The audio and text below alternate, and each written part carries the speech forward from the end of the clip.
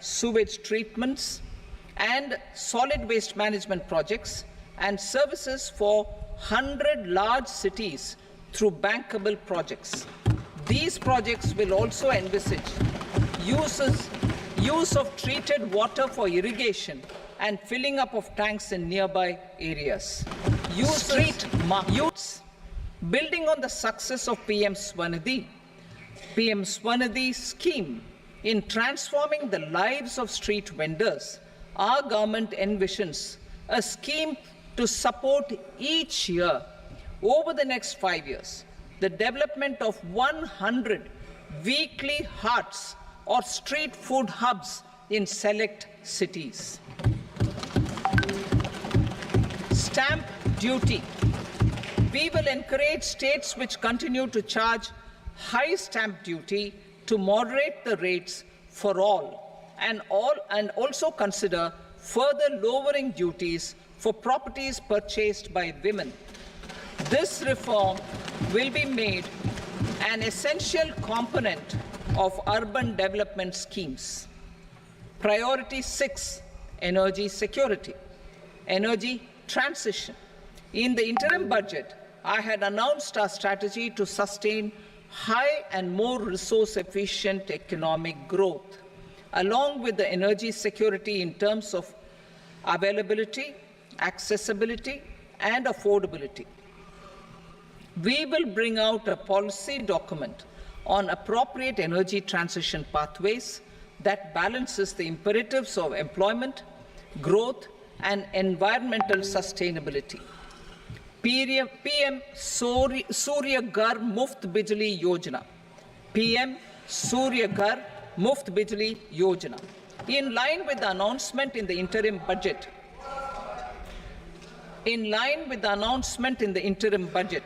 PM Surya Ghar Muft Bijli Yojana has been launched to install rooftop solar plants to enable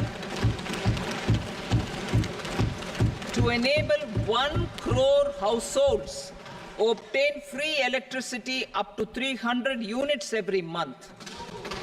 The scheme has generated remarkable response with more than 1.28 crore registrations and 14 lakh applications, and we will further encourage it.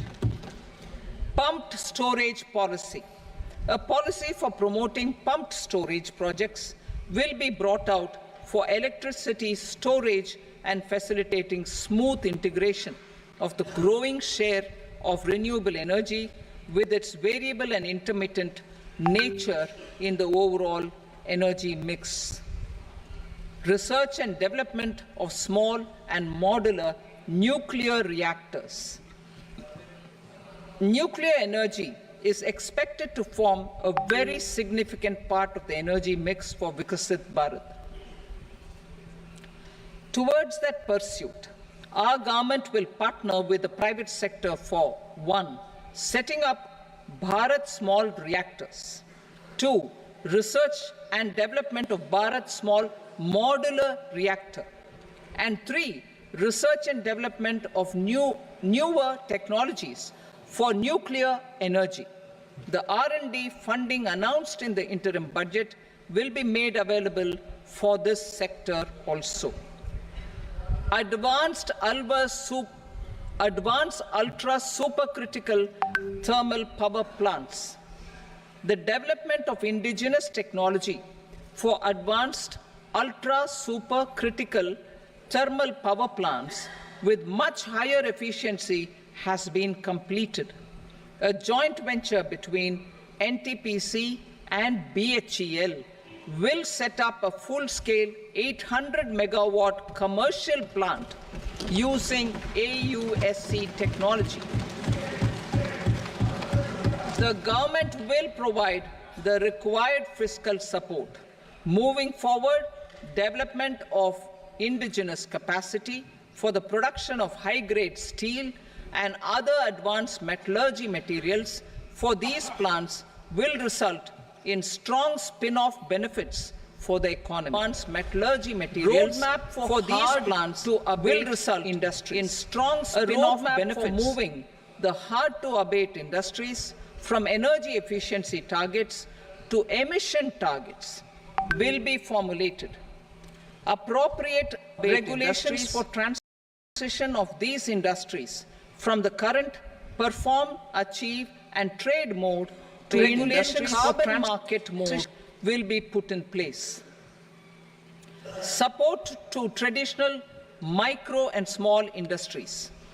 An investment-grade energy audit of traditional micro and small industries in 60 clusters, including brass and ceramic, will be facilitated. Financial support will be provided for shifting them to cleaner forms of energy and implementation of energy efficiency measures. The scheme will be replicated in another 100 clusters in the next phase. Priority 7, infrastructure investment by central government. Significant investment the central government has made over the years in building and improving infrastructure has had a strong multiplier effect on the economy. We will endeavour to maintain strong fiscal support for infrastructure over the next 5 years in conjunction with imperatives of other priorities and fiscal consolidation. This year, I have provided 11,11,111 crore rupees for capital expenditure. This would be 3.4% of our GDP. Infrastructure investment by state governments. We will encourage states to provide support of similar scale for infrastructure, subject to their development priorities. A provision of 1.5 lakh crore rupees for long-term interest-free loans have been made this year, also to support the states in their resource allocation. Private investment in infrastructure. Investment in infrastructure by private sector will be promoted through viability gap funding and enabling policies and regulations. A market-based financing framework will be brought out.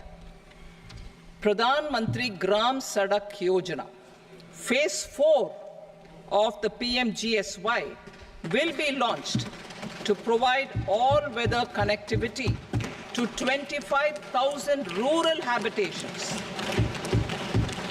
which have become eligible in view of their population increase. Irrigation and flood mitigation. Bihar has frequently suffered from floods, many of them originating outside the country. Plans to build flood control structures in Nepal are yet to progress. Our government, through the Accelerated Irrigation Benefit Program and other sources, will provide financial support for projects with estimated cost of 11,500 crore rupees,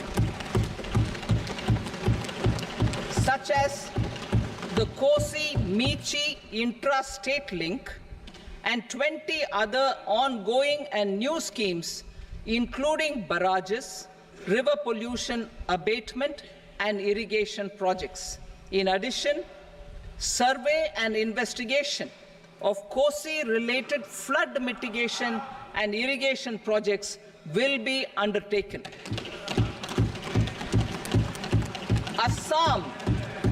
Assam grapples with floods every year by the Brahmaputra River and its tributaries originating outside India.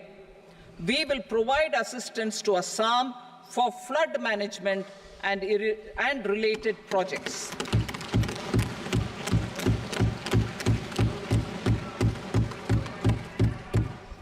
Himachal Pradesh suffered extensive losses due to floods last year. Our government will provide assistance to the state for reconstruction and rehabilitation through multilateral development assistance.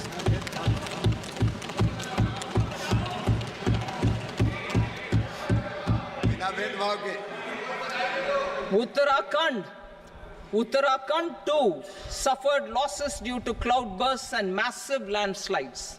We will provide assistance to the state.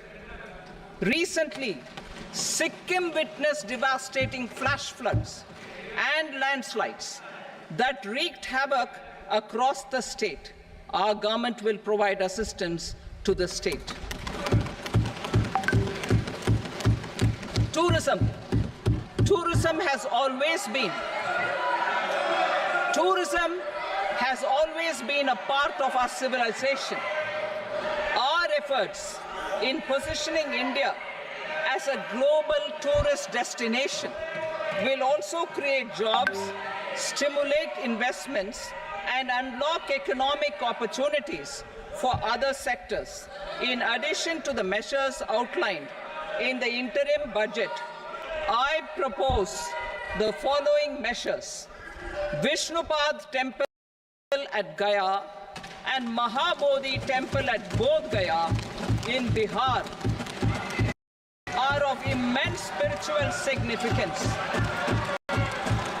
Comprehensive development of Vishnupad Temple Corridor and Mahabodhi Temple Corridor will be supported, modeled on the successful Kashi Vishwanath Temple Corridor to transform them into world-class pilgrim and tourist destinations. Rajgir holds immense religious significance for Hindus, Buddhists, and Jains. The 20th Tirthankara Muniswarata Temple in the Jain temple complex is ancient. The Saptarishi, or the 7 hot springs, form a warm water Brahmkund that is sacred. A comprehensive development initiative for Rajgir will be undertaken. Our government will support the development of Nalanda as a tourist center, besides reviving Nalanda University to its glorious stature. Odisha's scenic beauty, temples, monuments, craftsmanship, wildlife sanctuaries, natural landscapes, and pristine beaches make it an ultimate tourism destination. Our government will provide assistance for their development to Odisha as well. Priority 8, innovation, research and development. We will operationalize the Anusandhan National Research Fund for basic research and prototype development. Further, we will set up a mechanism for spurring private sector-driven research and innovation at commercial scale, with a financing pool of 1 lakh crore rupees in line with the announcement in the interim budget. Space economy. With our continued emphasis on expanding the space economy by 5 times in the next 10 years, a venture capital fund of 1,000 crore rupees will be set up. Priority 9, next generation reforms. Economic policy framework. We will formulate an economic policy framework to delineate the overarching approach to economic development and set the scope of the next generation of reforms for facilitating employment opportunities and sustaining high growth. Our government will initiate and incentivize reforms for 1, improving productivity of factors of production, and 2, facilitating markets and sectors to become more efficient. These reforms will cover all factors of production, namely land, labor, capital, and entrepreneurship, and technology as an enabler of improving total factor productivity and bridging inequality. Effective implementation of several of these reforms requires collaboration between the center and the states, and building consensus as development of the country lies in development of the states. For promoting competitive federalism, and incentivizing states for faster implementation of reforms, I propose to earmark a significant part of the 50-year interest-free loan. Working with the states, we will initiate the following reforms.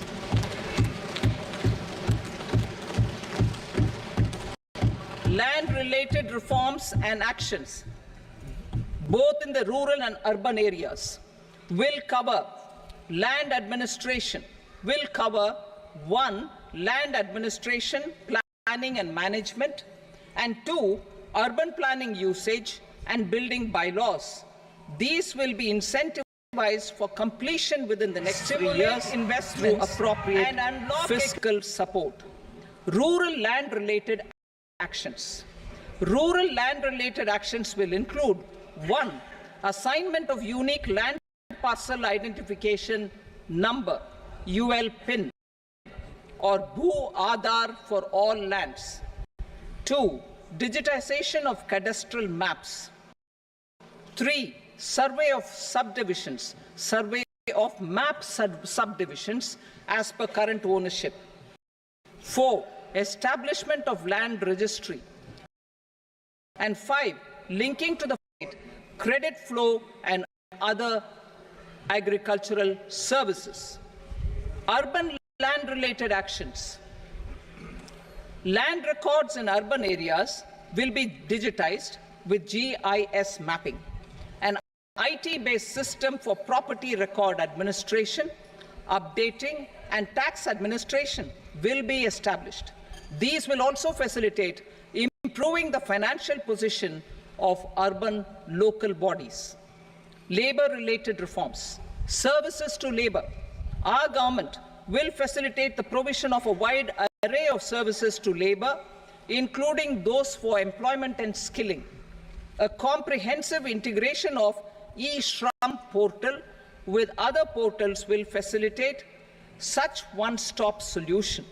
Open architecture databases for the rapidly changing labor market, skill requirements, and available job roles, and a mechanism to connect job aspirants with potential employers and skill providers will be covered in these services. Shram Suvidha and Samadhan portal. Shram Suvidha and Samadhan portal will be revamped to enhance ease of compliance for industry and trade. Capital and entrepreneurship related reforms, financial sector vision and strategy. For meeting financing needs of the economy, our government will bring out a financial sector vision and strategy document to prepare the sector in terms of size, capacity, and skills. This will set the agenda for the next 5 years and guide the work of the government, regulators, financial institutions, and market participants. Taxonomy for climate finance. We will develop taxonomy for climate finance for enhancing the availability of capital for climate adaptation and mitigation. This will support achievement of the country's climate commitments and green transition. Variable capital company structure.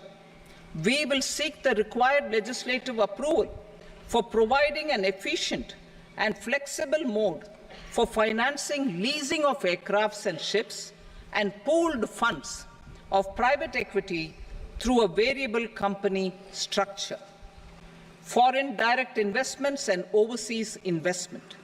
The rules and regulations for foreign direct investment and overseas investments will be simplified to 1. Facilitate foreign direct investments, 2. Nudge prioritization, and 3. Promote opportunities for using Indian rupee as a currency for overseas investment. NPS Vatsalya. NPS Vatsalya, a plan for contribution by parents and guardians for minors, will be started. On attaining the age of majority, the plan can be converted seamlessly into a normal NPS account. Use of technology. We have successfully used technology for improving productivity and bridging inequality in our economy during the past 10 years. Public investment in digital infrastructure and innovations by the private sector have helped in improving access of all citizens, particularly the common people, to market resources, education, health and services. We will step up adoption of technology towards digitalization of the economy. Ease of doing business. For enhancing ease of doing business, we are already working on the Jan Vishwas Bill 2.0. Further, states will be incentivized for implementation of the business reforms, action plans, and digitalization. Data and statistics. For improving data governance, collection, processing and management of data and statistics, different sectoral databases, including those established under the Digital India Mission, will be utilized with active use of technology tools. New pension scheme. The committee to review the NPS has made considerable progress in its work. I am happy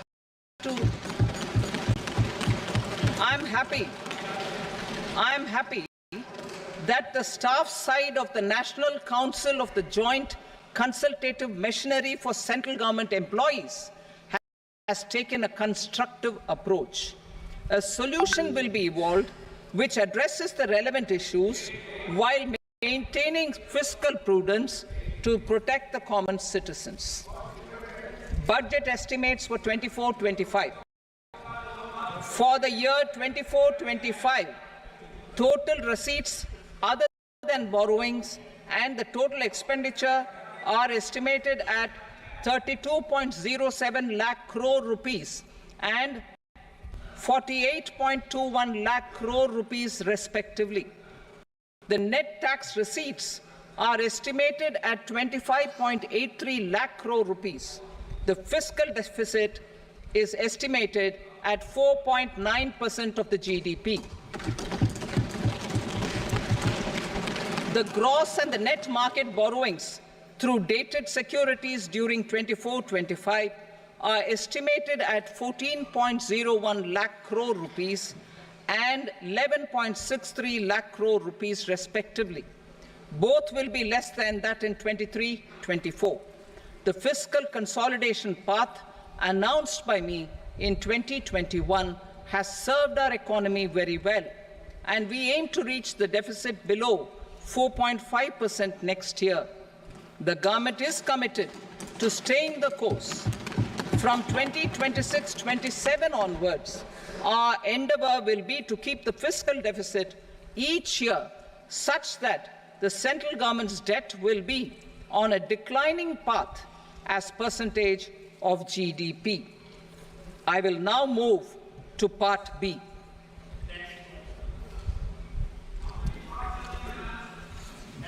Indirect taxes. Sir, I start with GST. It has decreased tax incidence on the common man, reduced compliance burden and logistics cost for trade and industry, and enhanced revenues of the central and the state governments. It is a success of vast proportions. To multiply the benefits of GST, we will strive to further simplify and rationalize the tax structure and endeavour to expand it to the remaining sectors. My proposals for customs duties intend to support domestic manufacturing, deepen local value addition, promote export competitiveness, and simplify taxation while keeping the interest of the general public and consumers surmount. In Budget 22-23, we reduced the number of customs duty rates. I propose to undertake a comprehensive review of the rate structure over the next 6 months to rationalize and simplify it for ease of trade, removal of duty inversion, and reduction of disputes. I shall now take up sector-specific customs duty proposals. Medicine and medical equipments. To provide relief to cancer patients, I propose to fully exempt 3 more medicines from customs duties.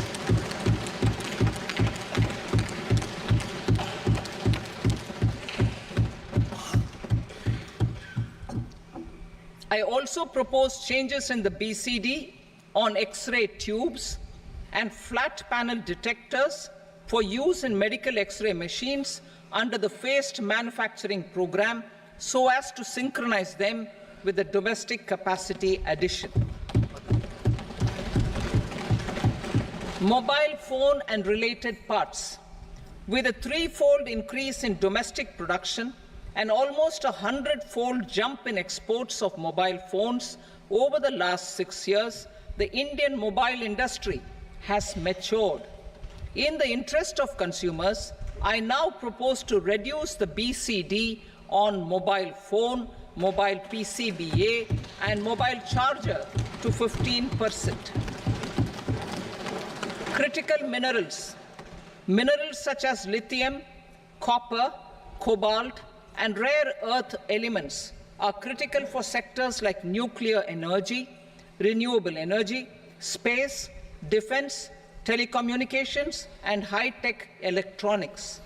I propose to fully exempt customs duties on 25 critical minerals and reduce BCD on 2 of them. This will provide a major fillip to the processing and refining of such minerals and help secure their availability for these strategic and important sectors. Solar energy. Energy transition is critical in the fight against climate change.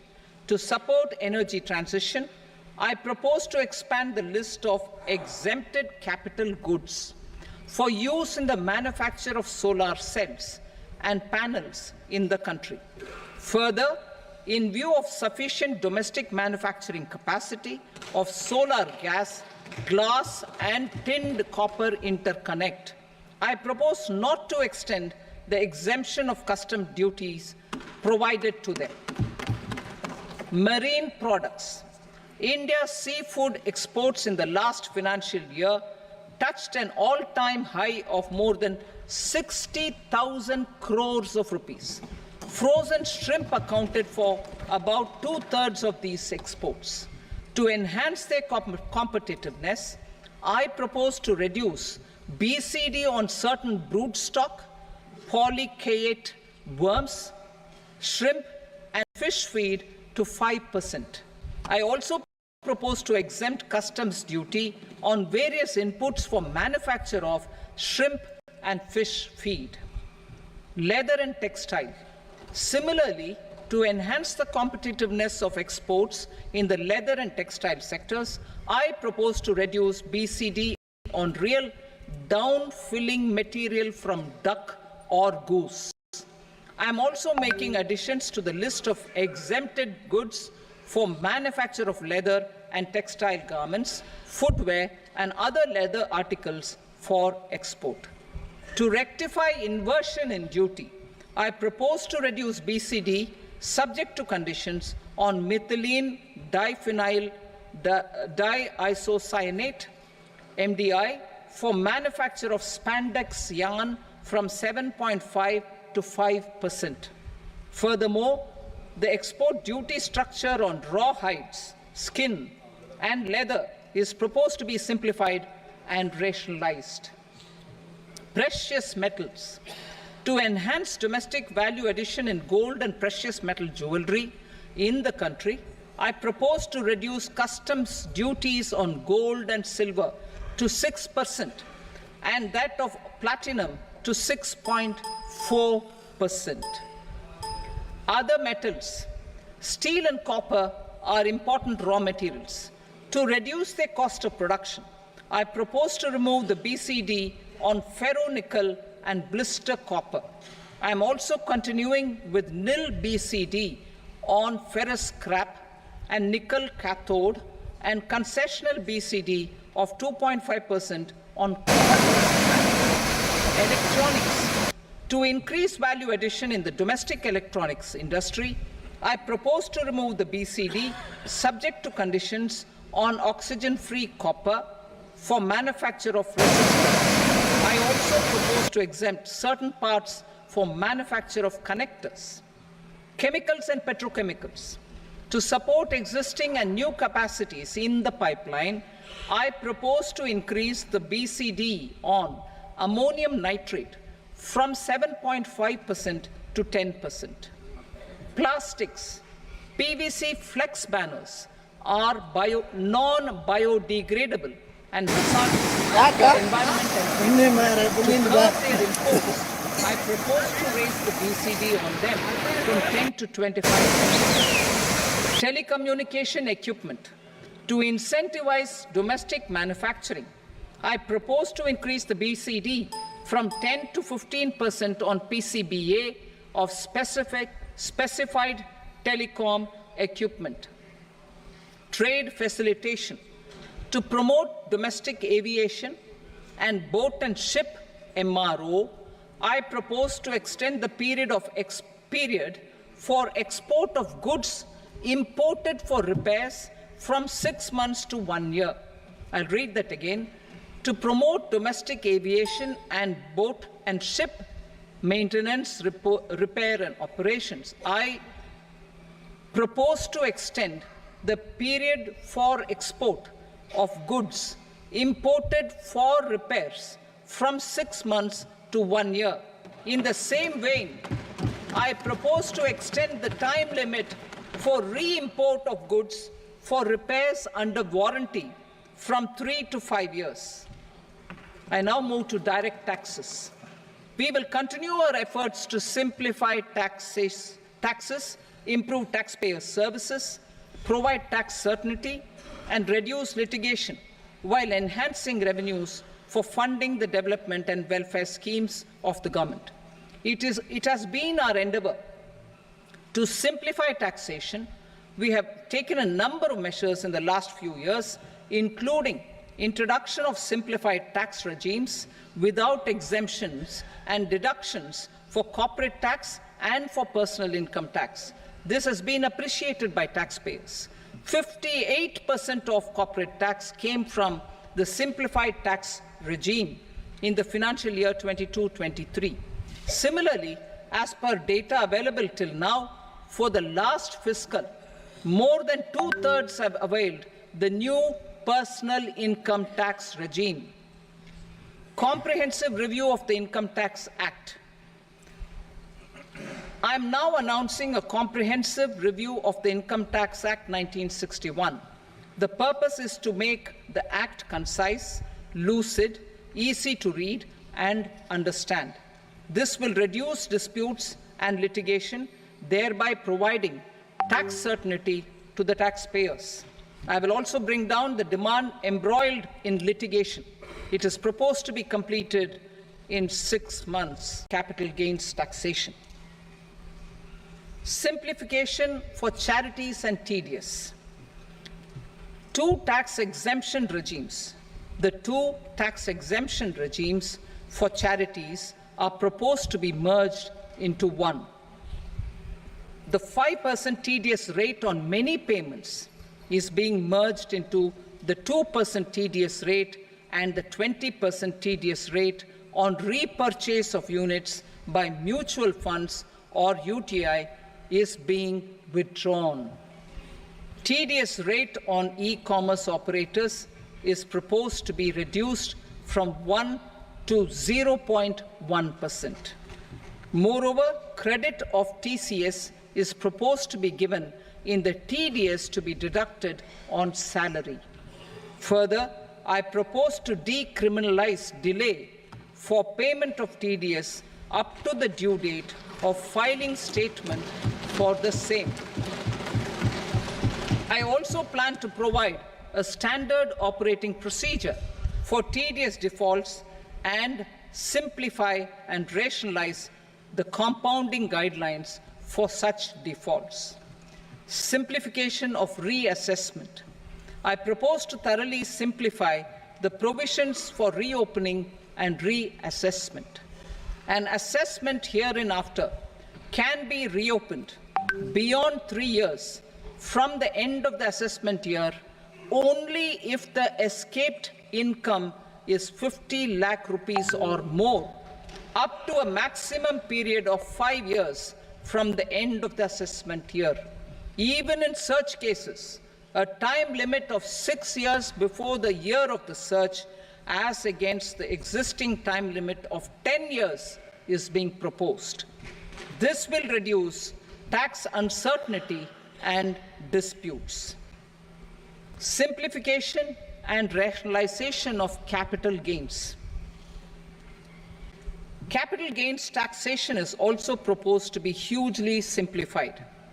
Short-term gains on certain financial assets shall henceforth attract a tax rate of 20%, while that on all other financial assets and all non-financial assets shall continue to attract the applicable tax rate. Long-term gains on all financial and non-financial assets, on the other hand, will attract a tax rate of 12.5%. For the benefit of the lower and the middle income classes, I propose to increase the limit of exemption of capital gains on certain financial assets to 1.25 lakh rupees per year. Listed financial assets held for more than a year will be classified as long-term, while unlisted financial assets and all non-financial assets will have to be held for at least 2 years to be classified as long-term.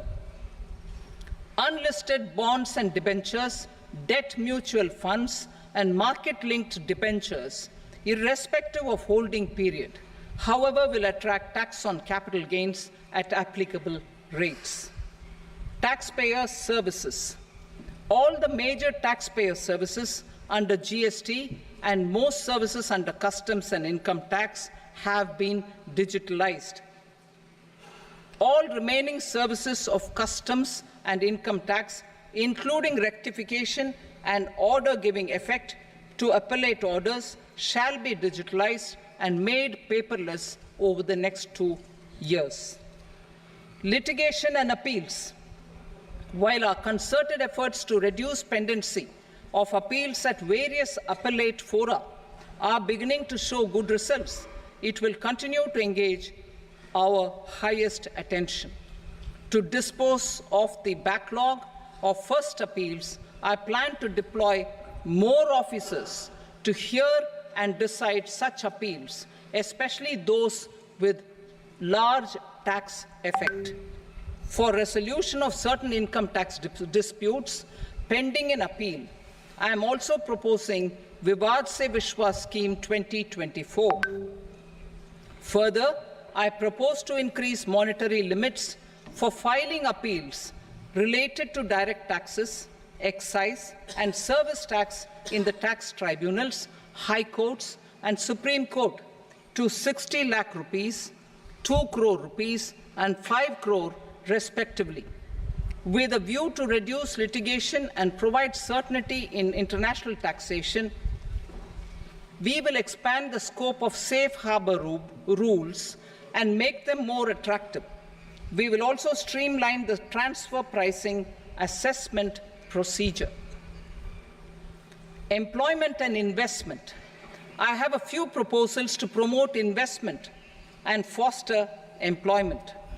First of all, to bolster the Indian startup ecosystem, boost the entrepreneurial spirit, and to support innovation, I propose to abolish the so-called angel tax for all classes of investors. Second, there is tremendous potential for cruise tourism in India. To give a fillip to this employment-generating industry, I am proposing a simpler tax regime for foreign shipping companies operating domestic cruises in the country. Third, India is a world leader in the diamond cutting and polishing industry, which employs a large number of skilled workers. To further promote the development of this sector, we would provide for safe harbor rates for foreign mining companies selling raw diamonds in the country. Fourth, to attract foreign capital for our development needs, I propose to reduce the corporate tax rate on foreign companies from 40 to 35%. Deepening the tax base. I have a couple of proposals for deepening the tax base. First, security transaction tax on futures and options of securities is proposed to be increased to 0.02% and 0.1% respectively. Second, for reasons of equity, I propose to tax income received on buyback of shares in the hands of recipients. Other proposals. To improve social security benefits, deduction of expenditure by employers towards NPS is proposed to be increased from 10 to 14% of the employee's salary. Similarly, deduction of this expenditure up to 14% of salary from the income of employees in private sector, public sector banks and undertakings opting for the new tax regime is proposed to be provided. Indian professionals working in multinationals get ESOPs and invest in social security schemes and other movable assets abroad. Non-reporting of such small foreign assets has penal consequences under the Black Money Act. Such non-reporting of movable assets up to 20 lakh rupees is proposed to be depenalized. Other major proposals in the finance bill relate to withdrawal of equalization levy of 2%, expansion of tax benefits to certain funds and entities in IFSCs, and immunity from penalty and prosecution to Benamidar on full and true disclosure so as to improve conviction under the Benami Transaction Prohibition Act 1988. Personal income tax. Coming to personal income tax rates, I have two announcements to make for those opting for the new tax regime. First, the standard deduction for salaried employees is proposed to be increased from 50,000 to 75,000 rupees.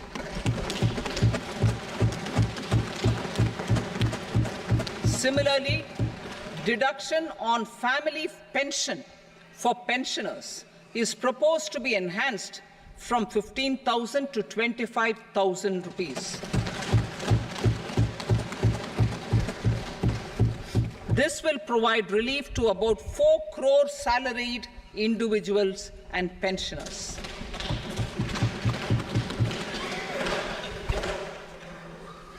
Second, in the new tax regime, the tax rate structure is proposed to be revised as follows. 0 to 3 lakh rupees, nil. 3 to 7 lakh rupees, 5%. 7 to 10 lakh rupees, 10%. 10 to 12 lakh rupees, 15%. 12 to 15 lakh rupees, 20%. And above 15 lakh rupees, 30%. As a result of these changes, a salaried employee in the new tax regime stands to save up to 17,500 rupees in income tax.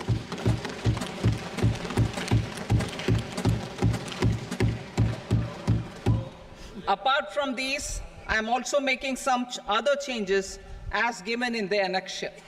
As a result of these proposals, revenue of about 37,000 crore, that is 29,000 crore in direct taxes and 8,000 crore in indirect taxes will be foregone, while revenue of about 30,000 crore rupees will be additionally mobilized.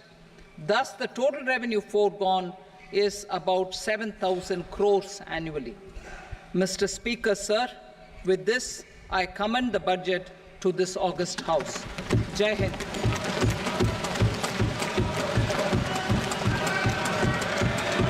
Item number 2. Item number 2.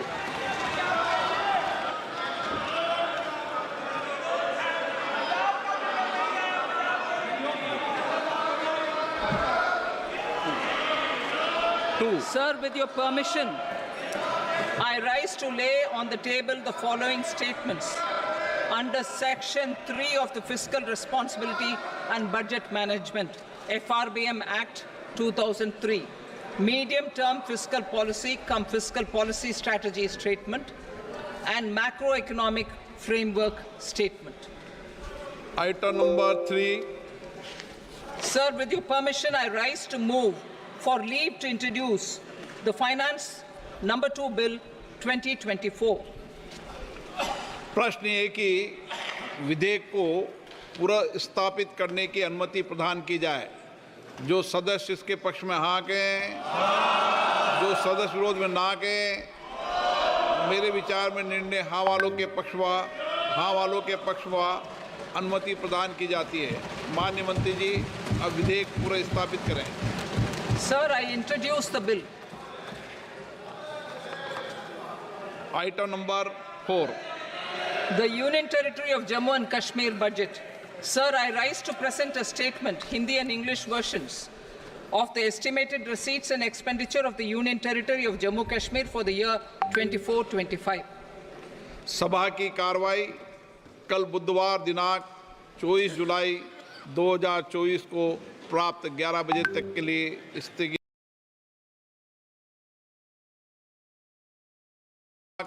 24 जुलाई 2024 को प्राप्त 11 बजे तक के लिए स्थगित की जाती है। 24-25. सभा की कार्रवाई कल बुधवार दिनांक 24 जुलाई 2024 को प्राप्त 11 बजे तक के लिए स्थगित।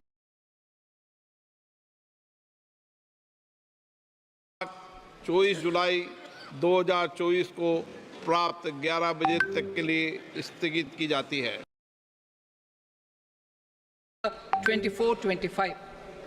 सभा की कार्रवाई कल बुधवार दिनांक 24 जुलाई 2024 को प्राप्त 11 बजे तक के लिए स्थगित।